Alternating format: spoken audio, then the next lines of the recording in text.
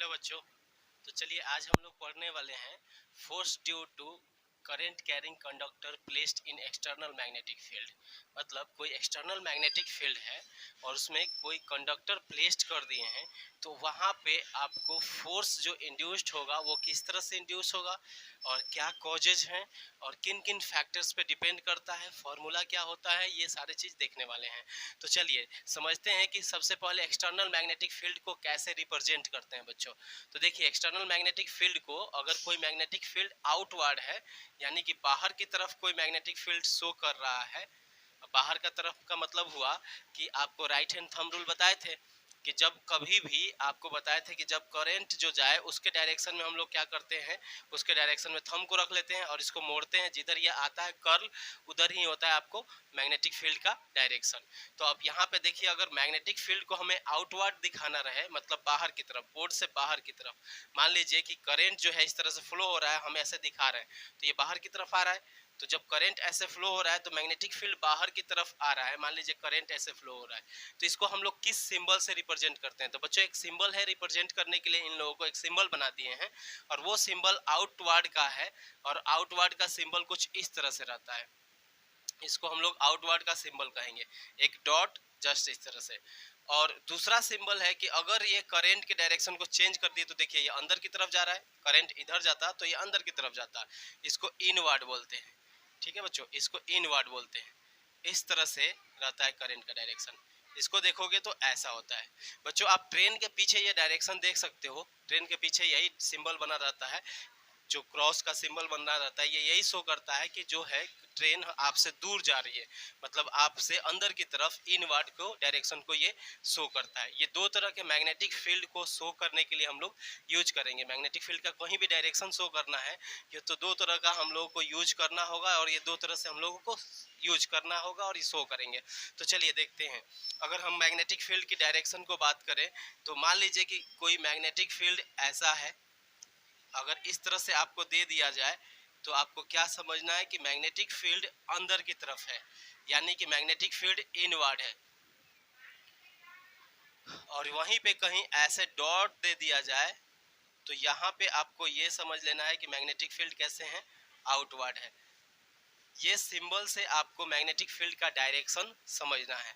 अभी हम लोग पढ़ेंगे कि ऑलरेडी पहले से एक मैग्नेटिक फील्ड जनरेटेड है। मान लीजिए मैग्नेटिक फील्ड जनरेट है, मैग्नेट की वजह से मैग्नेटिक फील्ड जनरेट है। जैसे इनवर्ड है, मान लीजिए यहाँ पे मैग्नेट रख दिए हैं, ठीक है, मैग्नेट रख दिए तो मैग्नेट का साउथ पोल में क्या हो रहा है, इंटर करता है। तो मान लीजिए ऐसा साउथ पोल में इंटर कर रहा है तो इनवर्ड हम बना दिए, और ये नॉर्थ पोल में से बाहर निकल रहा है तो ये आउटवर्ड बना दिए, नॉर्थ पोल जो होता है उसको। अब मान लीजिए कि आपको कोई एक्सटर्नल कंडक्टर कोई ला करके यहाँ पे रख दिया जाए और उसमें करंट फ्लो कर दिया जाए तो क्या होगा। तो आप लोग जानते हो कि जैसे ही करंट फ्लो होने लगता है तो वो अपना मैग्नेटिक फील्ड बनाने लगता है। तो जो भी एक्सटर्नल कंडक्टर हम लोग यहाँ पे रखेंगे वो अपना खुद का कोई ना कोई मैग्नेटिक फील्ड जरूर बनाएगा, और उसके मैग्नेटिक फील्ड के कारण, और एक ऑलरेडी पहले से मैग्नेटिक फील्ड है, इसमें फोर्स इंड्यूस्ड हो जाएगा, क्योंकि दो मैग्नेट एक दूसरे पे क्या करते हैं, फोर्स लगाते हैं।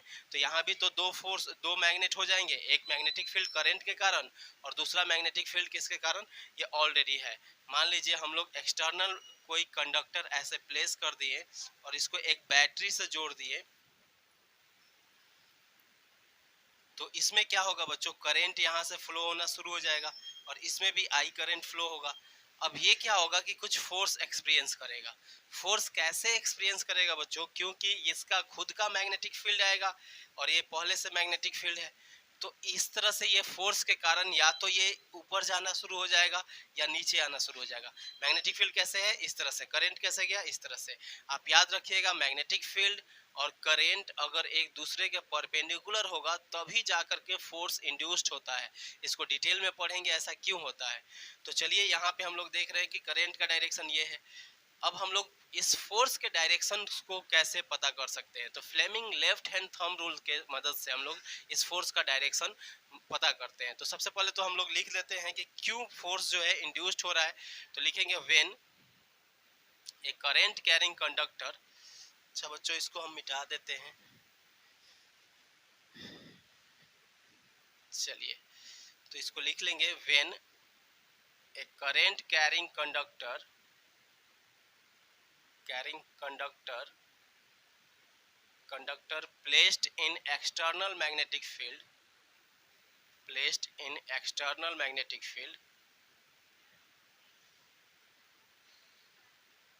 then a force is induced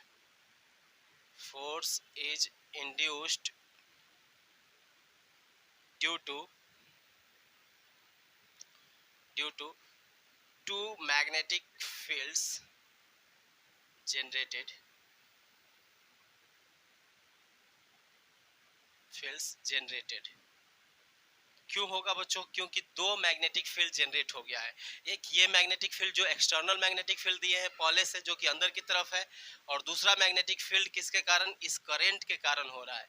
और इस फोर्स को, डायरेक्शन को हम लोग पता कर सकते हैं Fleming left hand thumb rule के कारण, थंब रूल से। ठीक है, Fleming left hand thumb rule क्या है बच्चों?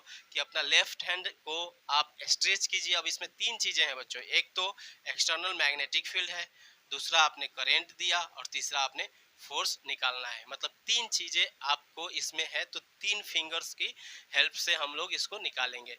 तीन फिंगर आपको क्या करना है? कुछ इस तरह से करना है कि तीनों एक दूसरे के परपेंडिकुलर हो। जो आपका ये फोर फिंगर है, इसको आप मैग्नेटिक फील्ड के डायरेक्शन में रखेंगे, और इसको जो है, ये जो मिडिल फिंगर है, इसको आप रखेंगे करंट के डायरेक्शन में। तो जो थंब है वो रिप्रेजेंट करेगा कि फोर्स किधर लगेगा, फोर्स किधर इंड्यूस्ड होगा, वो डायरेक्शन आपको थंब बताएगा। ठीक है, तो जैसे यहाँ पे करंट जो है इस डायरेक्शन में है, और मैग्नेटिक फील्ड अंदर की तरफ है, तो यहाँ पे अंदर की तरफ मैग्नेटिक फील्ड को रख दिए, और करंट के डायरेक्शन में मिडिल फिंगर को। थंब किधर आया बच्चों? ऊपर की तरफ। मतलब इस पे ऊपर की तरफ एक फोर्स इंड्यूस्ड हो जाएगा। ठीक है बच्चों, तो इस तरह से हम लोग करते हैं, right, Fleming left hand thumb rule में यूज करते हैं। इसको जो मैग्नेटिक फील्ड है, B for magnetic field, magnetic field के लिए हम लोग यूज करते हैं फोर फिंगर लिखेंगे बच्चों इसका रूल। और करंट के लिए हम लोग यूज करते हैं बच्चों मिडिल फिंगर, इसके लिए यूज करते हैं मिडिल फिंगर। और फोर्स के लिए हम लोग थंब यूज करते हैं। तो Fleming left hand thumb rule यही हमें बताता है कि फोर्स का डायरेक्शन कहाँ होगा, कैसा होगा फोर्स का डायरेक्शन। तो चलिए देख लेते हैं कि फोर्स का डायरेक्शन किस तरह से है। तो चलिए, Fleming left hand thumb rule हम लोग लिख लेते हैं। तो कहीं से भी हम डायरेक्शन निकाल सकते हैं Fleming left hand thumb rule में। तो लिख लेते हैं Fleming left hand thumb rule. ये क्या है बच्चों रूल? ये रूल यही है कि आप अपने लेफ्ट हैंड को इस तरह से स्ट्रेच कीजिए कि आपका फोर फिंगर, मिडिल फिंगर और थंब एक दूसरे के परपेंडिकुलर हो जाए, और आपको फोर फिंगर को मैग्नेटिक फील्ड के डायरेक्शन में रखना है, और जो मिडिल फिंगर है इसको करंट के डायरेक्शन में रखना है। तो थंब जिधर भी रिप्रेजेंट करेगा, जिधर आएगा, वो आपको हो जाएगा फोर्स का डायरेक्शन, उधर फोर्स लगना शुरू हो जाएगा। तो चलिए लिख लेते हैं, stretch your left hand such that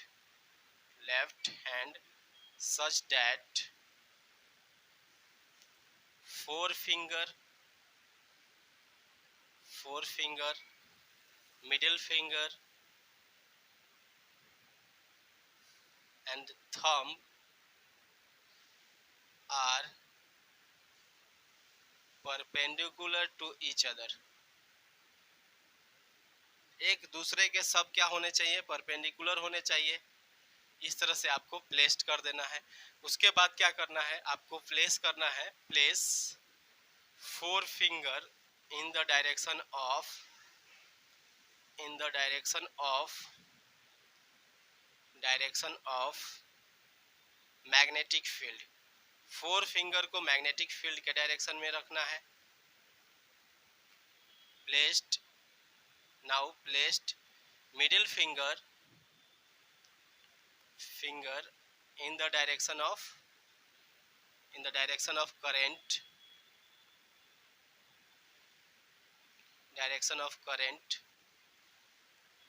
then thumb represent the direction of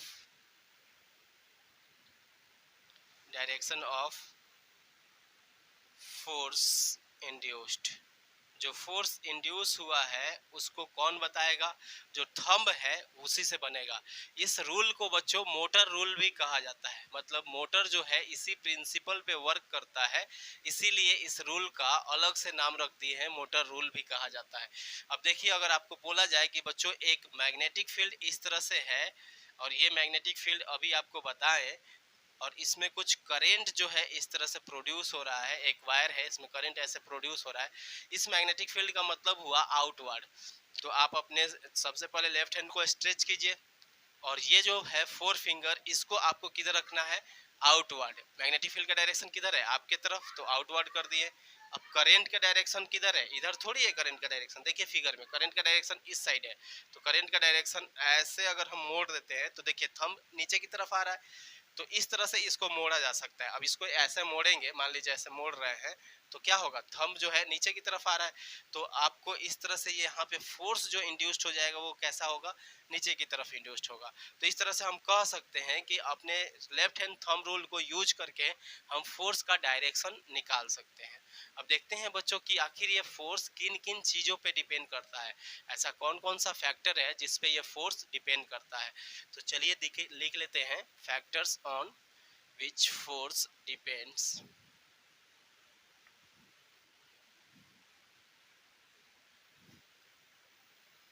तो चलिए बच्चों लिख लेते हैं, factors on which force depends. तो देखिए बच्चों, सबसे पहला फैक्टर है जिस पे फोर्स डिपेंड करता है वो है करंट। करंट जितना ज्यादा रहेगा उतना ही ज्यादा मैग्नेटिक फील्ड प्रोड्यूस होगा, और मैग्नेटिक फील्ड जितना प्रोड्यूस होगा फोर्स उतना ही ज्यादा रहेगा। आपको जितना स्ट्रॉन्गर दो मैग्नेट रहेगा, मान लीजिए कि मैग्नेट है और इसके पास एक और मैग्नेट ला दिए, और ये जितने स्ट्रांग होंगे उतना ही एक दूसरे पे फोर्स लगाएंगे। तो हम जानते हैं कि मैग्नेटिक फोर्स फील्ड जितना ज़्यादा रहेगा उतना ही स्ट्रांग फोर्स लगेगा। और ये किस तरह से जनरेट हो रहा है, तो करंट के कारण।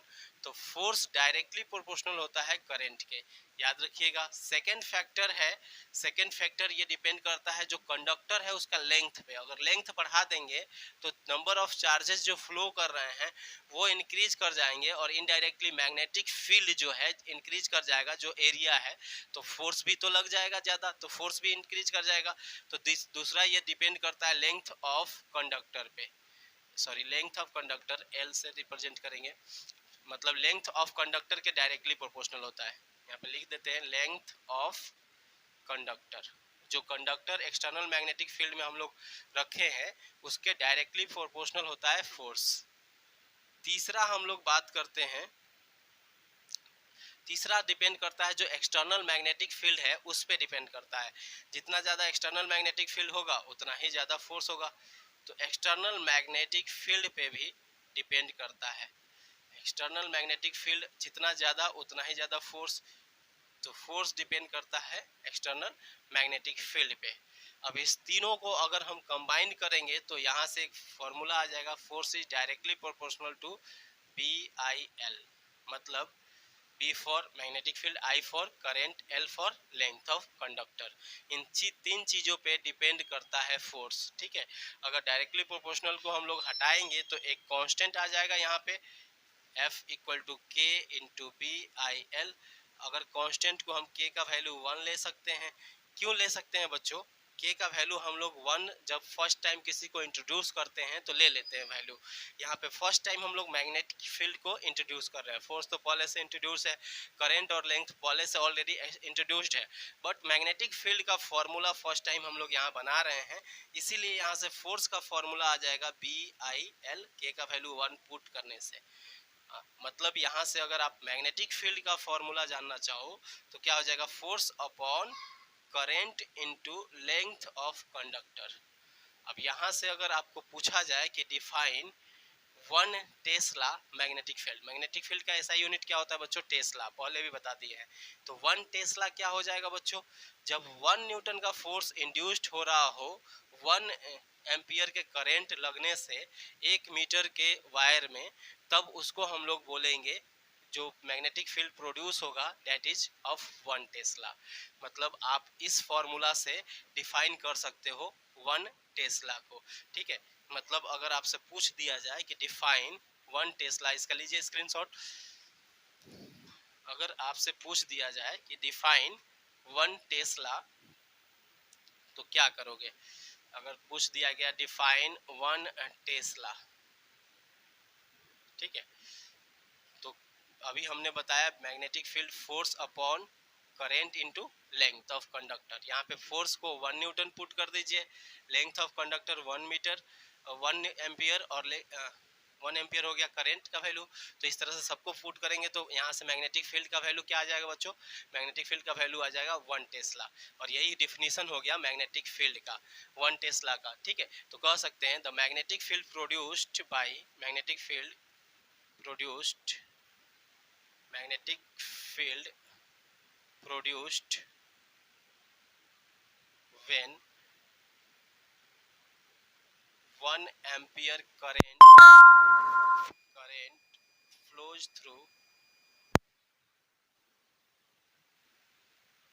through a wire of 1 meter and the force induced is 1 newton, then magnetic field is 1 Tesla. तो उस मैग्नेटिक फील्ड को कहेंगे 1 टेस्ला जब 1 न्यूटन का फोर्स हो 1 एम्पियर के करंट पास करने के कारण और 1 मीटर का क्या हो, लेंथ हो उस कंडक्टर का। इसको हम लोग बोलेंगे 1 टेस्ला। अब हम लोग बात करते हैं बच्चों कि आखिर मैग्नेटिक फील्ड कभी भी चार्ज फ्लो होते हैं उसी के कारण होता है। आप ये बात याद रखिएगा, कहीं भी चार्जेज अगर मोशन में है तभी यहाँ पे मैग्नेटिक फील्ड जनरेट होगा। अगर कोई चार्ज रेस्ट में है, चार्जेज एट रेस्ट, तो इसमें सिर्फ और सिर्फ इलेक्ट्रिक फील्ड होगा, इलेक्ट्रिक फील्ड होगा, इसमें मैग्नेटिक फील्ड नहीं हो सकता है। लेकिन कोई चार्जेज मोशन में है तो उसके पास क्या होगा, मैग्नेटिक फील्ड होगा। मीन्स ये प्रॉपर्टी होगा जब चार्जेज मोशन में हो। तो कोई चार्ज रेस्ट में हो तो आप ये नहीं समझिएगा कि उसके आसपास मैग्नेट को लेकर जाएंगे तो उसको अट्रैक्ट या रिपेल करेगा। वो तभी हो सकता है जब दो चार्जेज फ्लो कर रहे हो, मतलब चार्जेज के मोशन के कारण ही मैग्नेटिक फील्ड होता है। चलिए इस चीज को हम लोग देख लेते हैं कि आखिर ऐसा क्यों होता है। तो लिख लेते हैं हम लोग,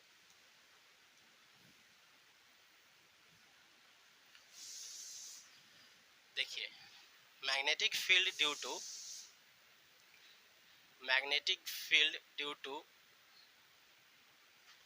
to motion of charge particle,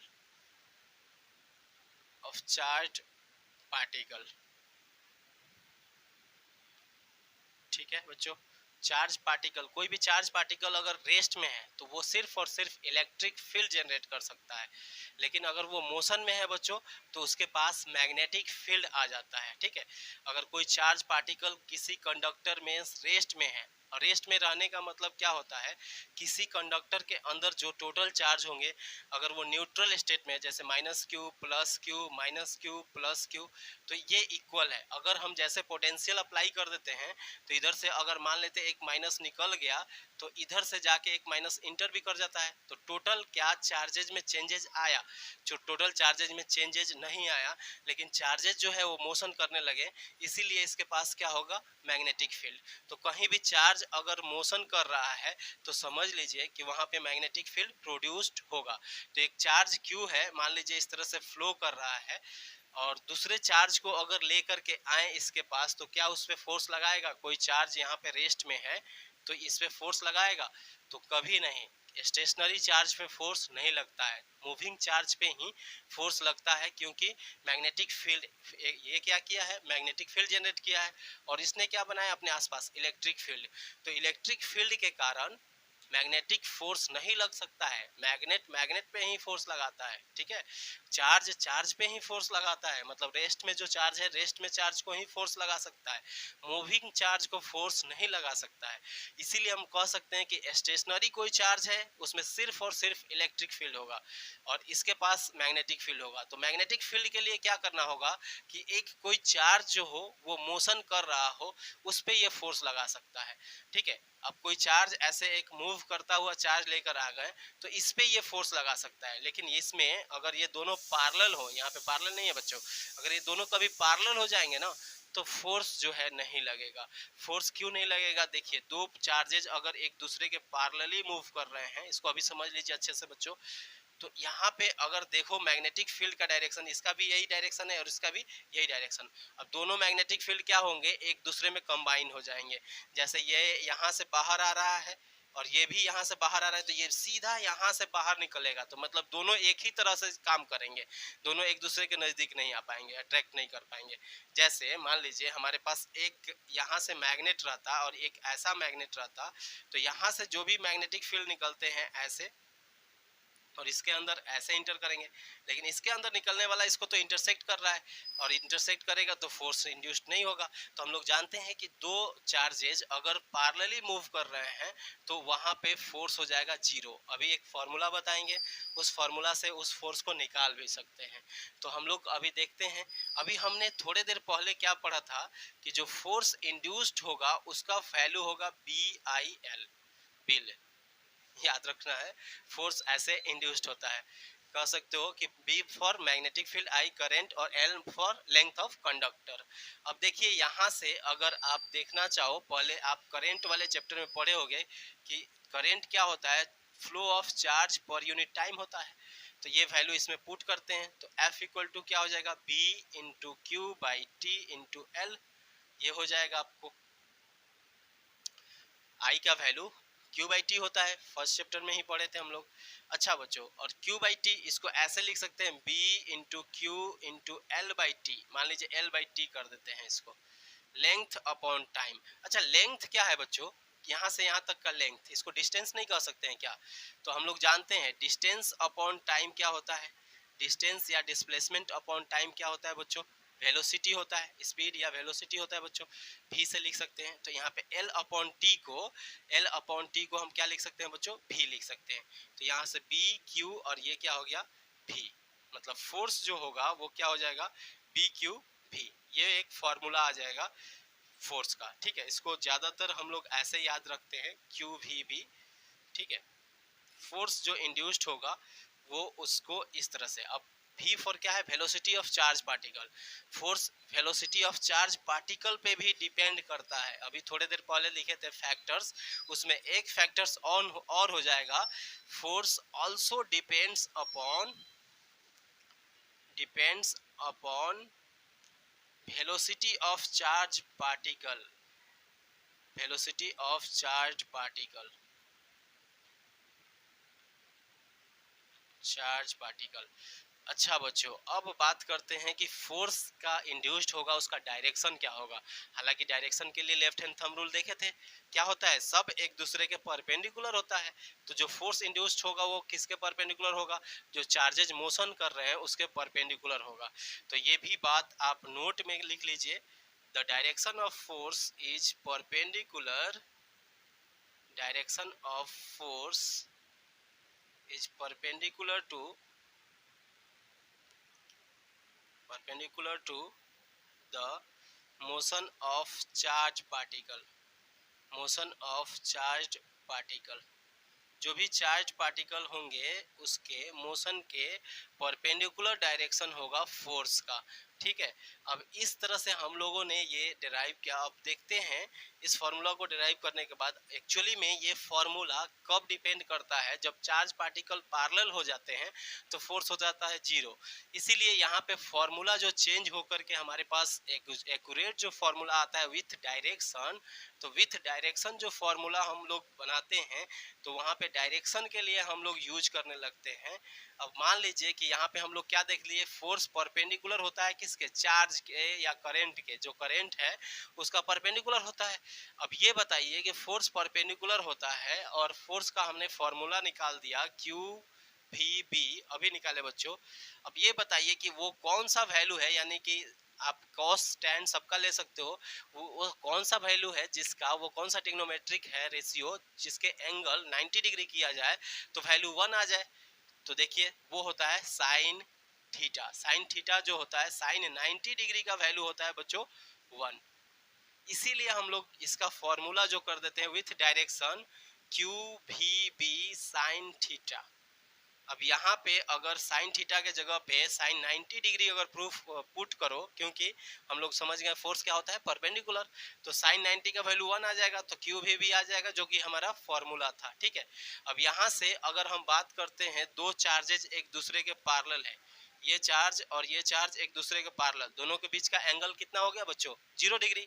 तो इस फॉर्मूला में अगर हम पुट करते हैं क्यू वी बी साइन 0, तो क्या वैल्यू आ जाएगा, 0, फोर्स 0 आ गया।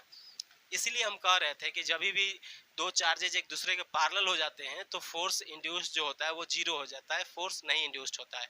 फोर्स इंड्यूस होने का शर्त है कि जो चार्जेज फ्लो कर रहे हैं एक दूसरे के परपेंडिकुलर होना चाहिए। परपेंडिकुलर जब होगा, मैग्नेटिक फील्ड और इलेक्ट्रिक फील्ड परपेंडिकुलर होगा, तब जा करके आपको क्या होगा, फोर्स इंड्यूस होगा। मतलब चार्जेस जो है वो एक दूसरे के परपेंडिकुलर ही फ्लो कर रहे होंगे, तब जा करके उस पर क्या होगा, वहां पे इस तरह का फोर्स जनरेट होगा। तो चलिए लिख लेते हैं इसका कुछ कैरेक्टरिस्टिक्स।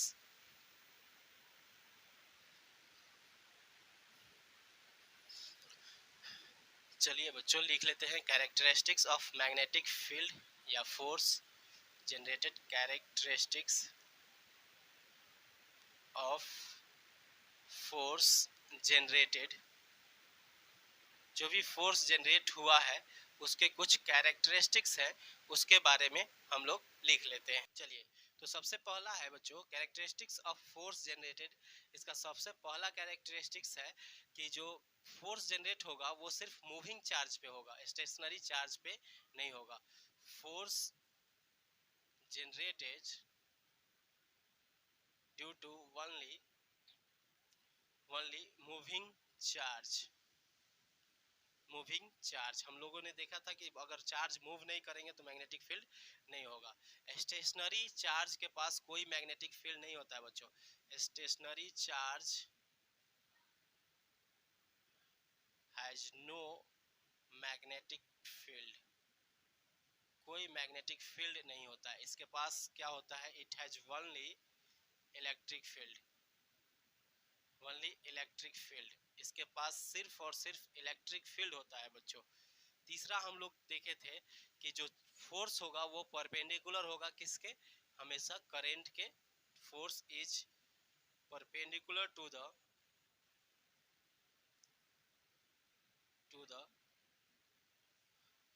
करंट। ठीक है, और फोर्स किसके परपेंडिकुलर होगा, मैग्नेटिक फील्ड के भी।